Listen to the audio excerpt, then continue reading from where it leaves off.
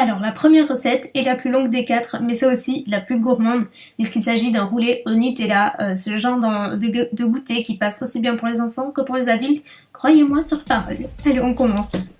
Donc pour commencer, il vous faudra 100 g de sucre, 4 cuillères à soupe de lait, 3 œufs, du Nutella bien entendu, de l'arôme vanille et j'ai oublié 80 g de farine.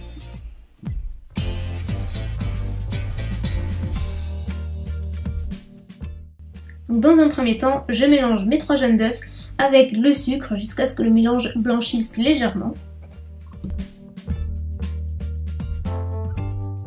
J'ajoute ensuite les liquides comme l'équivalent de 4 cuillères à soupe de lait ainsi que l'arôme de mon choix qui est la vanille. Vous pouvez opter pour de la fleur d'oranger ou ce que vous voulez, ou rien du tout, puis mélanger. Et enfin, ajouter les 100 g de farine que j'ai oublié de vous montrer au tout début mais qui sont bel et bien là et on en a absolument besoin. Puis mélanger jusqu'à avoir une préparation homogène comme d'habitude. Dans un autre saladier, on va monter les blancs en neige fermes et aérés le plus possible. Puis on incorpore doucement à l'aide d'une spatule en silicone de préférence petit à petit les blancs en neige jusqu'à les incorporer au mieux à la préparation sans les casser. Alors là, écoutez-moi bien, c'est là où tout va se jouer et c'est là où il faut être le plus attentif possible. Si vous voulez réussir votre roulé au Nutella, il vous faut investir dans un tapis à rebord en silicone comme ceci. J'ai acheté le mien chez Jiffy et croyez-moi, si vous utilisez autre chose, vous n'allez pas arriver à rouler votre pâte correctement, ça va se casser et puis ce sera du travail gâché tout simplement. Croyez-moi, ça fait toute la différence, il faut vraiment que le tapis soit à rebord, vous pouvez en trouver n'importe où au rayon pâtisserie, ça fait toute la différence. Et moi depuis que j'ai ce tapis là, je réussis à tous les coups.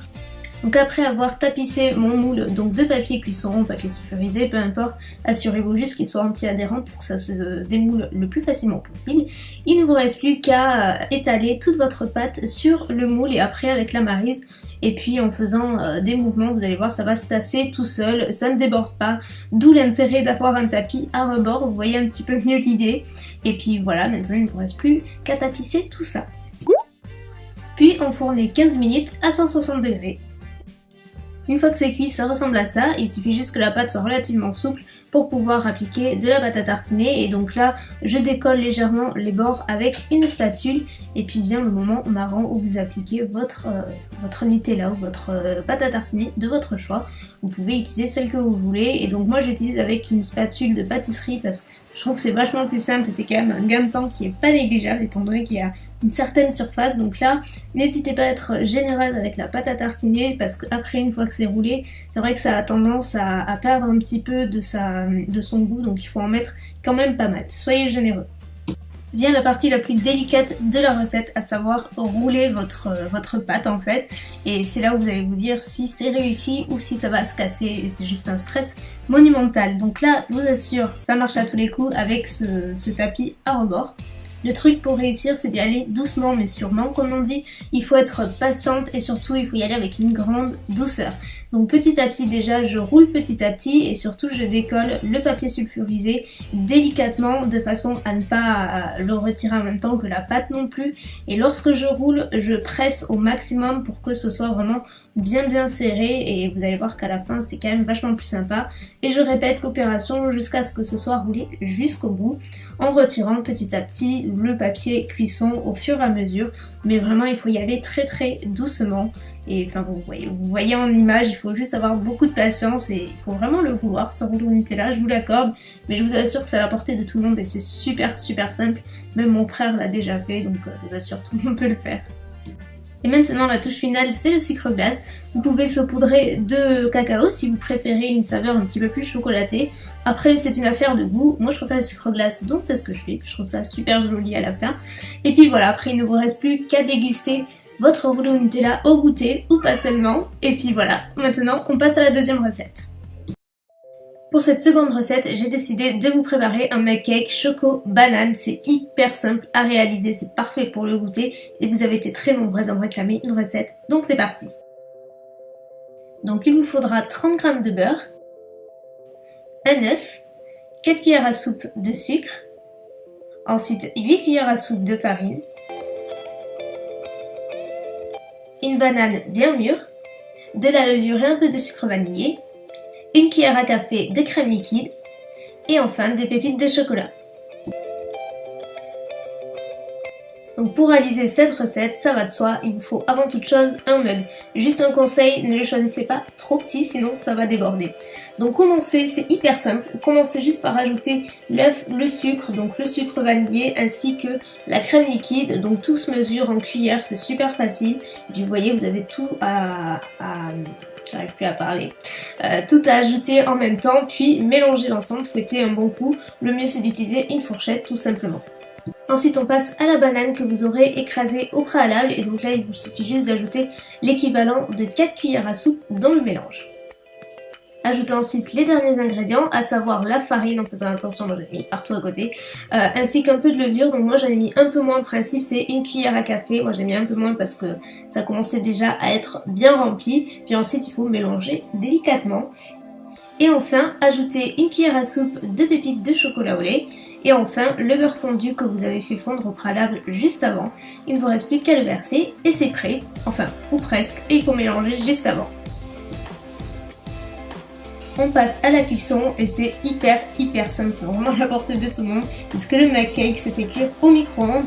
Donc pour cette recette, comptez 1 minute 40 environ à 800 watts, donc après tout varie selon votre micro-ondes, ça peut être un peu plus, un peu moins, juste un conseil, surveillez la cuisson de très près parce que ça monte relativement vite, c'est pour ça que je mets jamais trop de levure, sinon ça a tendance à vite monter le cake et après ça déborde et c'est la catastrophe.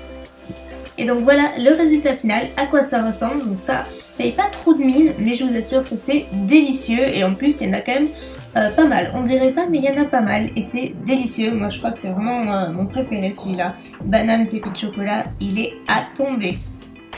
La troisième recette c'est encore un mug cake et oui vous en vouliez donc en voilà et pour cette fois-ci j'ai opté pour une version marbrée pour les plus gourmands, donc encore une fois super facile à réaliser, ça change un petit peu et c'est très bon bien sûr.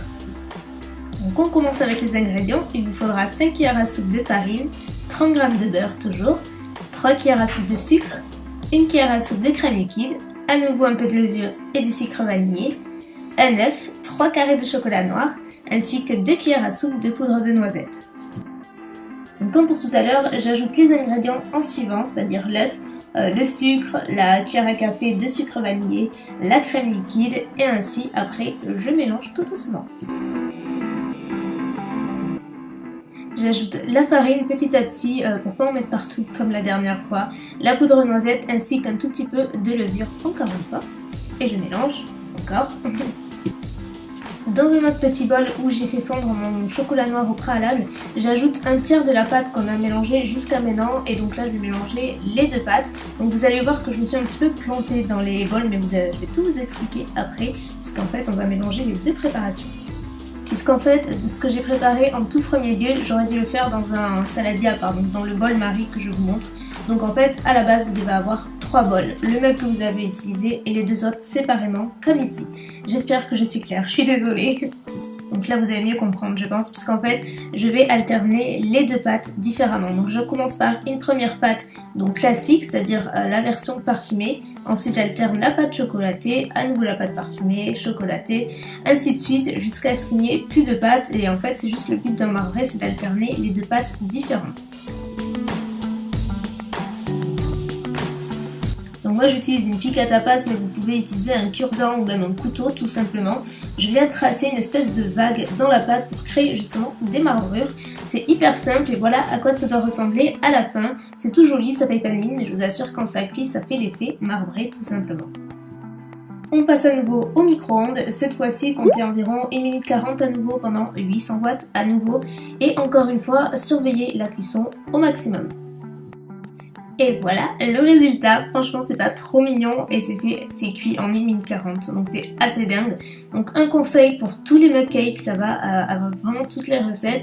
Un mug cake ça se mange chaud à la sortie de micro-ondes, donc pas brûlant, le but c'est pas de s'ébouillanter, de se brûler la langue ni quoi que ce soit, mais ça se mange chaud, ça ne se garde pas, sinon après ça sèche relativement vite, ça durcit très vite, donc dégustez-le le plus vite possible. Et voilà, le tour est joué. Et enfin la quatrième et dernière recette, c'est la plus rapide, la plus facile, mais aussi la plus saine puisque je vais vous montrer comment réaliser des chips aux pommes. C'est parti! Donc cette fois-ci, pour la première fois, pas de liste d'ingrédients puisqu'il vous faut seulement 2 pommes, rien de plus, rien de moins. Je vous avais dit que c'était hyper facile. Privilégiez des pommes Granny Smith de préférence qui tiendront plus facilement à la cuisson. Donc, personnellement, c'est la partie que je préfère le moins parce que je galère tout le temps. Mais bon, j'y arrive toujours, il suffit juste d'enlever le trognon de la pomme. Donc vous pouvez y arriver avec un couteau, juste faites attention à ne pas vous couper.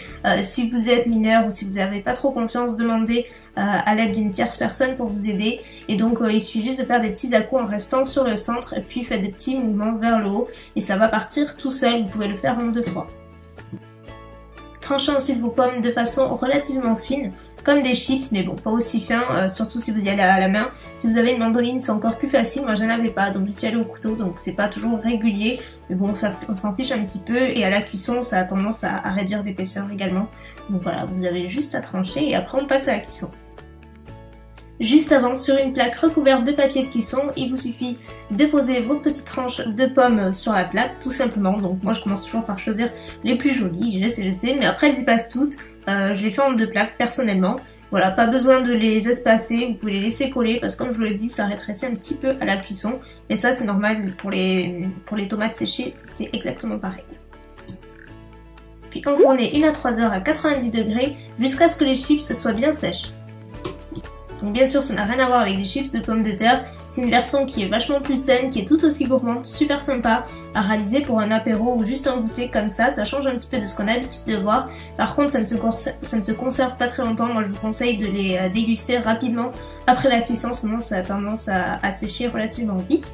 Donc voilà pour cette 4e dernière recette et toutes les autres recettes. Mais écoutez, j'espère sincèrement que cette vidéo vous aura plu, peut-être donné quelques idées. Et puis comme d'habitude, si vous les recréez, n'hésitez pas à utiliser le hashtag Elsa Cuisine pour que je puisse liker vos photos, j'adore cette partie-là. Et puis voilà, n'hésitez pas à me dire quelle est la recette que vous avez préférée de la vidéo, si vous allez la refaire. Sur ce, je vous fais plein de bisous et je vous dis à bientôt. Ciao!